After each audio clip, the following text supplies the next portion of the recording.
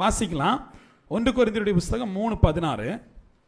நீங்கள் தேவனுடைய ஆலயமாய் இருக்கிறீர்கள் என்றும் தேவனுடைய ஆவி உங்களில் வாசமாய் இருக்கிறார் என்றும் அறியாதிருக்கிறீர்களா? நீங்கள் தேவனுடைய ஆலயமாய் இருக்கிறீர்கள் என்றும் தேவனுடைய ஆவி உங்கள் வாசமாய் இருக்கிறது என்றும் தேவனுடைய ஆவி உங்களில் வாசமாய் இருக்கிறது என்றும் அறியாமல் இருக்கிறீர்களா? அறியாம தான் இருந்தேன். எப்போ வந்தாருன்னு தெரியல, எப்போ போனாருன்னு தெரியல, இல்லையா?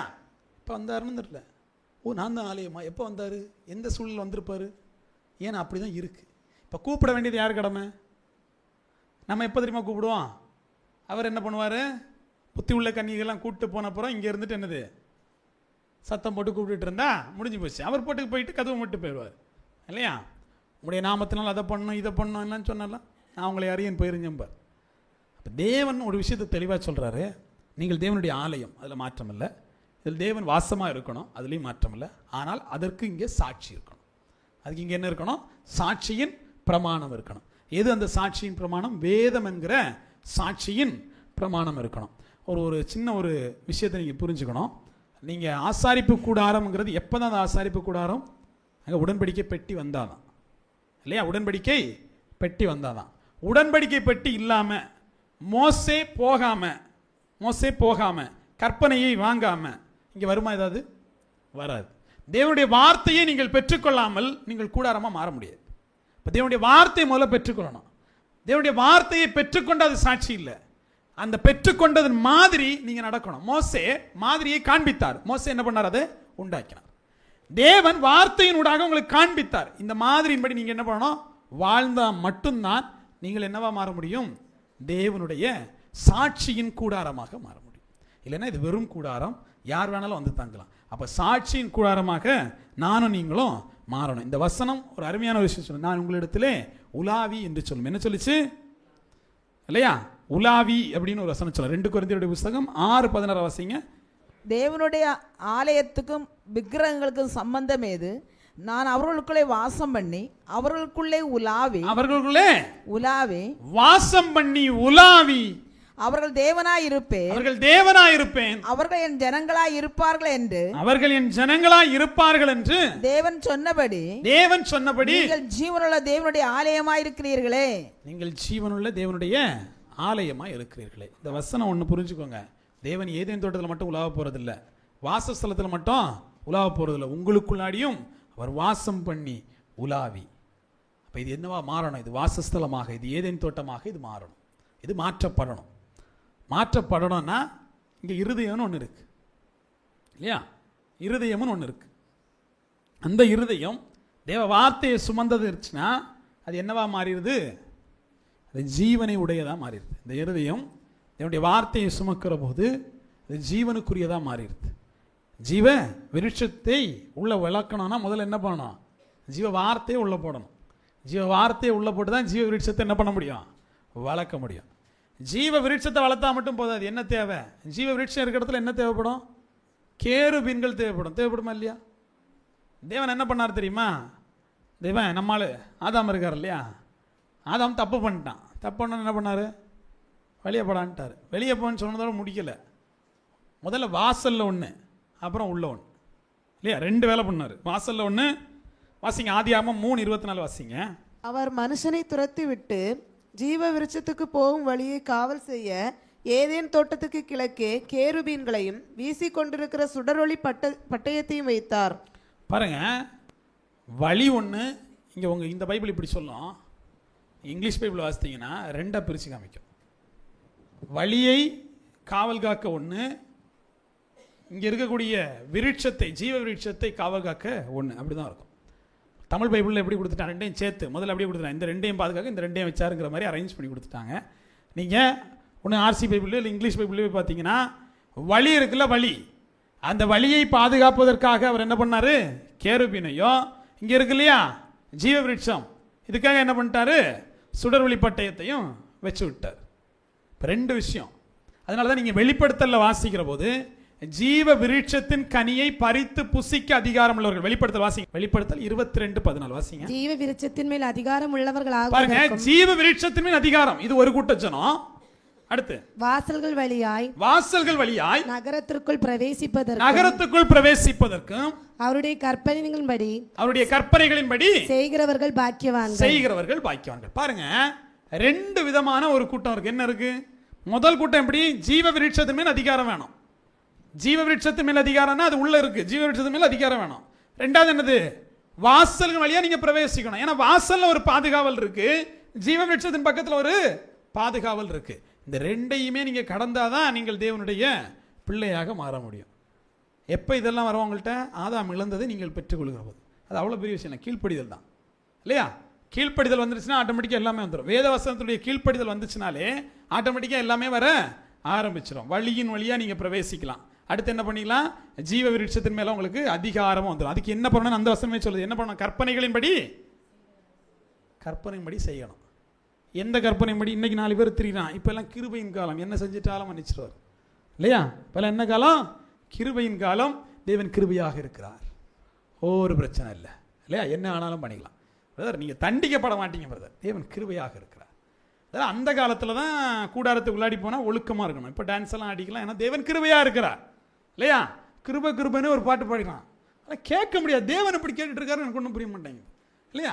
இப்போ இங்கே என்ன விஷயம்னா, தேவன் கிருபையா இருக்கிறார், ஆனால் உங்களுக்கு கற்பனைகளை கைக்கொள்ளணும். எந்த கற்பனையை கைக்கொள்ளணும்? நீங்க சொல்ற பிரகாரமாக அது என்ன செஞ்சிச்சு? வாசஸ்தலம் இருக்கிற போது அவர் கற்பனைகளையும் கட்டளையும் கொடுத்தார். இப்போ இது வாசஸ்தலம் ஆயிடுச்சு. அப்போ நான் எதை பின்பற்றணும்? நல்ல கேள்விதான். பின்பற்ற எதுவுமே இல்லைன்னா அப்போ இந்த வசனம் என்ன சொல்லுது? வெளிப்படுத்தல கொண்டு சொல்றாரு, இந்த அதிகாரம் வேணும்னா உனக்கு என்ன வேணும்? கற்பனையை பின்பற்ற. அப்போ இது எந்த கற்பனையை நமக்கு போதிக்குது அப்படிங்கிறத இங்கே பார்க்கணும். யாக்கோபனுடைய புஸ்தகம் 1ஆம் அதிகாரம் 25வது வசனத்தை வாசிங்க. சுயாதீன பிரமாணமாகிய பூரண பிரமாணத்தை உற்று பார்த்து அதிலே நிலைத்திருக்கிறவனோ கேட்கிறதை மறக்கிறவனா இராமல். பாருங்க, இங்க ஒரு பிரமாணத்தை பத்தி பேசுற. என்ன பிரமாணம் அது? சுயாதீன பிரமாணமாகிய பூரண பிரமாணம். இங்க ஒரு பிரமாணத்தின் பூரணம் ஒன்று இருக்கு. பிரமாணத்தின் பூரணம் ஒன்று இருக்கு. அப்ப முதல்ல நான் இதை பின்பற்ற அதை பின்பற்ற, இதுக்கு முன்னாடி எல்லாம் வசனம் உள்ள இருக்கும். சாட்சியின் பிரமாணம் எங்க இருக்கும்? உள்ள இருக்கும். இப்ப சாட்சியின் பிரமாணம் இங்க உள்ள இருக்கு. எங்க இருக்கு? இங்க உள்ள இருக்கு. யாக்கோபு 2:12 வாசிங்க. சுயாதீன பிரமாணத்தில் நியாய தீர்ப்பு அடைய போகிறவர்களாய். எப்படி நியாய தீர்ப்பு? உங்களுக்கு நியாய தீர்ப்பு இருக்கு. நியாய தீர்ப்பு எதன்படி இருக்கு? சுயாதீன பிரமாணத்தின்படி இருக்கு. சுயாதீன பிரமாணத்தினால் நியாய தீர்ப்பு அடைய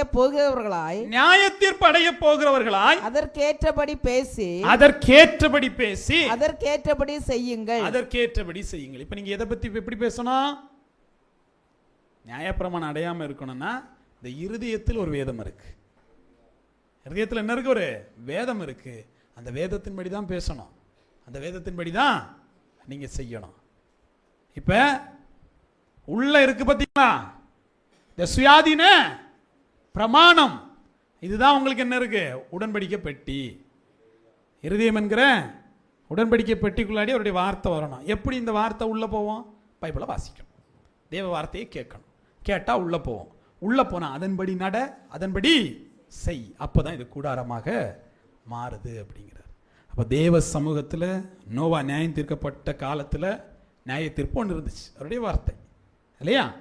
அதே போல சோதோம் தேசத்துல நியாயப்பிரமாணம் வந்தபோது தேவனுடைய வார்த்தை அங்க என்ன செஞ்சு இருந்துச்சு. வார்த்தை தான் நியாயம் தீர்க்கும். எருசலேம் நியாயம் தீர்க்கப்பட்ட போது தேவனுடைய வார்த்தை தான் என்ன செஞ்சுச்சு? நியாயம் தீர்த்தது. இஸ்ரவேல் ஜனத்தையும் அவருடைய வார்த்தை தான் நியாயம் தீர்த்தது. இந்த வாசஸ்தலத்தையும் அவருடைய வார்த்தை தான் என்ன செய்யும்? அது நியாயம் தீர்க்கும். அப்ப அந்த வார்த்தை முதல்ல என்ன செய்யணும்? அது உள்ள போகணும். இன்னைக்கு வார்த்தை உள்ள இல்லாதனால தான் இவ்வளவு பிரச்சனை. இப்ப வார்த்தை உள்ள போனாதான் நீங்க அடுத்து என்ன பண்ண முடியும்? இதை காத்துக்கொள்ள முடியும். காத்துக்கொள்ள யாரெல்லாம் வேணும்? காத்துக்குள்ள கேருபீன் வேணும். காத்துக்குள்ள யார் வேணும்? கேருபீன் வேணும். காத்துக்குள்ள என்ன வேணும்? சுடர்விழி பாட்டே வேணும். இல்லைன்னா வார்த்தை வெளியே போயிடும். இங்க பிரச்சனை என்ன தெரியும்ல? இங்க உள்ள காவல் இல்லாதது ரொம்ப பெரிய பிரச்சனை இல்லையா? இந்த ஜீவ விருட்சத்துக்கு காவல் போட சொன்னாரு. ஆனா இங்க உள்ள என்ன இல்லை? ஜீவ விருட்சம் போனாலும் இது முட்களின் நடுவே விதைக்கப்பட்ட விதையாக, வழிகளின் அருகே விதைக்கப்பட்ட விதையாக போயிருது. அது உள்ள நிலைச்சிருந்து அது வளர மாட்டேங்குது. விதை என்ன செய்யல, வளரல. அப்ப நல்ல நிலமா முதல்ல மாற்றணும். பலிப்பிடத்தை என்ன பண்ணும் போது நீங்க செப்பனிடணும். செப்பனிட்டு அது நல்ல நிலமா இருக்கும்போது விதைச்சிங்கன்னா அது வளரும். வளர்ந்ததை வேற எவனும் பறித்து புசிக்காதபடிக்கு நீங்க என்ன பண்ணணும், அதுக்கு காவல் போடணும். இந்த வாசஸ்தலத்துக்கு என்ன பண்ணணும், நீங்க காவல் போடணும். அப்படி காவல் போடுகிற போதுதான் நீங்கள் என்ன பண்ண முடியும், அவருடைய ஆலயமாக மாற முடியும். இதெல்லாம் வரணும். வாசஸ்தலம்னா உள்ள என்ன வரணும், ஜீவ விருட்சம் வரணும் இல்லையா? இப்போ அதுக்கு தான் சொல்கிறேன். இப்போ ஜீவ விருட்சம் உள்ளே இருக்கிறது தெரிஞ்சிச்சுன்னா தேவன் உள்ளே வந்து உலாவ ஆரம்பிப்பார். தேவன் என்ன பண்ணுவார், உள்ளே வந்து உலாவுவார். அவர் உள்ளே உலாவி அவர் வாசம் பண்ணி அவர் இந்த வாசஸ்தலத்தில் இருப்பார். நீங்களும் அவரோடு இருப்பீங்க. இது தேவனுடைய ஆலயமாக இருக்கும். சும்மா அவர் வரமாட்டார். எங்கே ஏதேன் தோட்டமோ, எங்கே ஜீவ விருட்சத்தின் கனி இருக்கோ அங்கே தான் வருவார். எங்கே உடன்படிக்கை பெட்டி இருக்கோ அங்கே தான் வருவார். இது வெறுமனே இருக்குது, உள்ளே வரமாட்டார். இப்போ இங்கே முதல்ல இப்போ என்ன பண்ணணும், உடன்படிக்கை பெட்டியை உள்ளே கொண்டு வரணும். சாட்சியின் பிரமாணத்தை உள்ளே கொண்டு வரணும். ஜீவ விருட்சத்தை உள்ளே கொண்டு வரணும். எல்லாம் வார்த்தை தான். தேவனுடைய வார்த்தை உள்ளே வந்துச்சுன்னா பரிசுத்த ஆவி வரும். பரிசுத்த ஆவி வந்தா ஸ்தேவான்ட்ட பரிசுத்த ஆவி வந்துச்சு. அவனால் யாரையும் எதிர்த்து நிற்க முடியல. அவனுக்கு எதிராக யாரும் நிற்க முடியல. அவனுடைய ஞானத்துக்கு எதிராக, அவனுடைய ஆவிக்கு எதிராக யாரால என்ன பண்ணல, நிற்க முடியல. அவன் தேவனுடைய ஊழியத்தை நிறைவேற்றினான். அப்போ பரிசுத்த ஆவி வருகிற போது நீங்களும் பலன்படுவீர்கள். நீங்கள் பலன்படுறது மட்டும் இல்லை, தேவனுக்கு சாட்சியாக இருப்பீர்கள் என்று சொன்னார். இப்போ இதுவரைக்கும் இல்லாதது இனி உருவாக்கப்படணும். எப்படி உருவாக்கப்படும்? ஆதாம் இருந்தார்ல, ஆதாம் தப்பு பண்ண உடனே என்ன தெரிய வந்துச்சு? அதான் தப்பு பண்ண என்ன தெரிஞ்சு? தான் நிர்வாணி என்று தெரிய வந்துச்சு. தான் நிர்வாணி என்று தெரிய வந்துச்சு. தேவனோட என்ன பண்ணாரு? வெளியே போன்னு சொல்ல என்ன பண்ணாரு? 3வது அதிகாரம் 21வது வசனத்தை வாசிங்க. தேவனாகிய ஆதாமுக்கும் அவன் மனைவிக்கும் தோல் உடைகளை உண்டாக்கி அவர்களுக்கு உடுத்தினார். நம்ம இங்கே அவங்க அத்தியலைன்னு சொல்ல வந்தாங்க. அப்படியே நிப்பாட்டுங்கன்னு தான் வசனத்தை சொன்னேன். அது அவன் உருவாக்கி கொண்டது. அப்படிதானே? தேவன் எதை கொடுத்தாரு? என்ன கொடுத்தாரு? தோல் உடையை. பாவிக்கு என்ன உட தேவை? ஒரு தோல் உட தேவை. தோல் உட வரணும்னா கண்டிப்பாக ஏதோ ஒன்று கொண்டிருக்காரா இல்லையா? கொண்டிருக்காரா இல்லையா? அவன் பாவத்துக்காக ஏதோ ஒன்று கொண்டிருக்காரா இல்லையா? அவன் பாவத்தின் சம்பளம் தான் நிர்வாணம். அந்த பாவத்திலிருந்து மீட்டெடுத்தது தான் என்னது? அந்த மிருகத்தினுடைய உடை இல்லையா? இப்போ நிர்வாணமாக இருக்கிற உங்களுக்காக ஒருத்தர் அடிக்கப்படணும். அடிக்கப்பட்டவர் உங்களுக்கு வஸ்திரம் கொடுக்கணும். அந்த வஸ்திரத்தோடு இருந்தீங்கன்னா தான் நீங்கள் என்ன பண்ணணும்? தேவன்கிட்ட இருந்தது மாதிரி இருக்க முடியும். பாவம் செஞ்சீங்க, ஆமாம் பாவம் செஞ்சேன். ஆனால் தேவன் இப்போ உங்களுக்கு ஒரு வஸ்திரத்தை தந்திருக்கிறார். அது பாவத்தை பிரதிபலிப்பதில்லை, தேவனுடைய கிருபையை பிரதிபலிப்பது. பாவம் செஞ்சுட்டான், ஆனால் தேவன் கிருபையாக ஒரு விஷயம் பண்ணார். என்ன தெரியுமா? நீ செஞ்ச பாவம் மூடுறதுக்கு நான் என்ன பண்ணுறேன்? வழிவகை பண்ணுறேன். இனி போய் வெளியே போய் வாழு. அதானே பண்ணார். இப்போ நீங்கள் உள்ளே போனோன்னா நீங்கள் என்ன பண்ண முடியாது? இந்த நிர்வாணத்தோடு போக முடியாது. நீங்கள் தேவ சமூகத்தில் போகிற போது வஸ்திரத்தோடு போகணும். அதனால தான் எடுத்தோன்னே உள்ளே போக முடியாது. உங்களுக்கு என்ன தேவை? வஸ்திரம் தரக்கூடிய ஒரு ஆட்டுக்குட்டி தேவை. வஸ்திரம் தரக்கூடிய ஆட்டுக்குட்டி யாரு? அது யாஷ்வா. யாஷ்வா எப்படி இங்கே ஒரு மிருகம் அடிக்கப்பட்டு இவனுக்கு வஸ்திரம் வந்ததோ அதுபோல் நமக்காக அடிக்கப்பட்டார். அவருடைய வஸ்திரத்தை நாம் தரித்து கொண்டால் மட்டும்தான் என்ன பண்ண முடியும்? தேவ சமூகத்தில் போக முடியும். எத்தனை பேர் வஸ்திரத்தோடு வந்திருக்கோம்? அதுக்கு ஆட்டுக்குட்டி தேவை. ஆட்டுக்குட்டி வெளிப்படுத்தல் என்ன சொல்லப்பட்டுச்சு? ஒரு ஆட்டுக்குட்டிக்கு எத்தனை கண் இருந்துச்சான்? 7 கண். 7 கண்ணும் என்னவா? 7 ஆவிகளாம். என்னது? 7 ஆவிகளாம். வழக்கமாக நம்ம என்ன பார்த்தோம்? ஒரு ஸ்தலம் ஒன்றும் இல்லாமல் இருக்கும்போது பிசாசு என்ன பண்ணுவான்? தண்ணிலும் பொல்லாத 7 ஆவிகளோடு வருவான். தேவன் வந்து என்ன பண்ணுவார்? அவரும் ஒரு 7 ஆவிகளோடு வருவார். இப்போ இந்த ஆட்டுக்குட்டியானவர் இருக்காரு பாருங்க. ஆட்டுக்குட்டியானவர், இந்த ஆட்டுக்குட்டியானவர் ஒரு 7 கண் இருக்கு பாருங்க. அந்த 7 கண்ணும் பூமியை சுற்றி வரக்கூடியது என்னது? 7 ஆவிகளாம். பிசாசுடைய 7 ஆவியும் சுத்திக்கிட்டு தான் இருக்கு, தேவனுடைய 7 ஆவியும் சுத்திக்கிட்டு தான் இருக்கு. நீங்கள் இந்த வஸ்திரத்தோடு இருக்கிற போது இந்த 7 ஆவி உங்ககிட்ட வந்துடும். நீங்கள் வஸ்திரமற்றவர்களாக இருக்கிற போது அந்த 7 ஆவி இங்கே வந்துடும். இப்போ நான் வஸ்திரத்தோடு இருக்கிறேனா, வஸ்திரமற்று இருக்கிறேனா? ஏதோ ஒரு 7 ஆவி என்கிட்ட வரப்போகுது. அந்த 7 ஆவி என்னங்கிறது வேதம் சொல்லுது. நம்ம ஏசாயால வாசிக்கிற போது சொல்லுது. அந்த 7 ஆவிகள் என்னை நிரப்பணும். அந்த 7 ஆவி என்னை நிரப்புனா தான் நான் மனவாட்டியாக மாற முடியும். அப்ப நிரப்பப்பட முதல் படி எனக்காக அடிக்கப்பட்டவர், அந்த இரத்தத்தை கழுவி வஸ்திரம் தரிக்கணும். வஸ்திரம் தரிக்கப்பட்ட இது தேவனுடைய ஆலயமாய் மாற்றப்படணும். அதுக்கு இந்த வார்த்தை சாட்சியின் பிரமாணமாக நான் வாழணும்.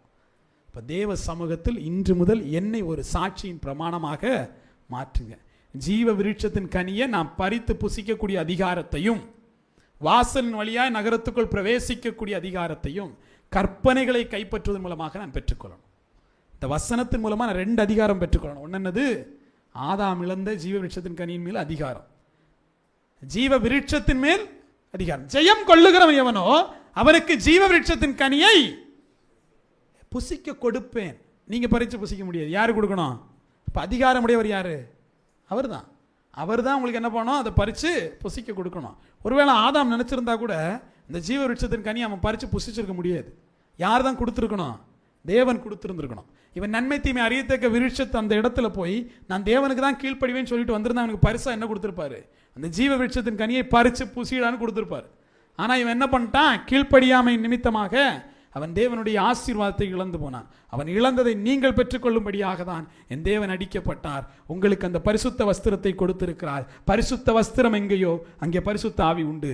பரிசுத்த ஆவி எங்கேயோ அங்கே விடுதலை உண்டு. பரிசுத்த ஆவி எங்கே உலாவுகிறாரோ அதுதான் வாசஸ்தலம், அதுதான் தேவனுடைய கூடாரமாக இருக்கிறது. நீங்களே தேவனுடைய கூடாரமாக இருக்கிறீர்கள்.